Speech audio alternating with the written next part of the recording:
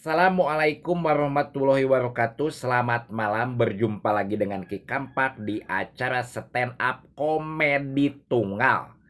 Harum mewangi sepanjang hari. Pusing, pusing, pusing.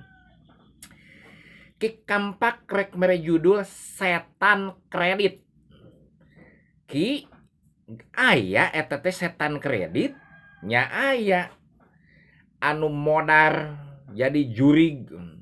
Maksudna kumaha marakayangan data dina hirupna naon jadi tukang kredit, cuman tukang kredit sok ngalilieur batur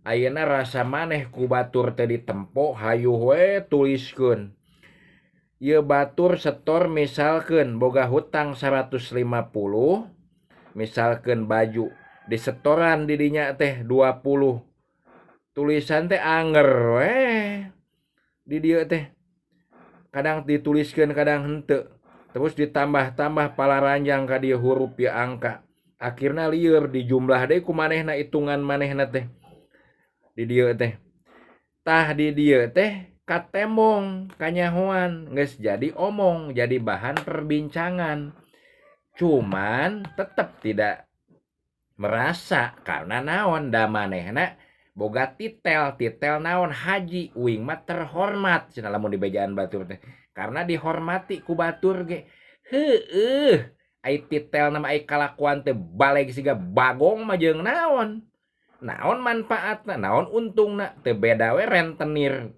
nu kitu mah heug modar katabrak mobil jebret dah tah didinya marakayangan karena loba tagiheun keneh ka mana karep.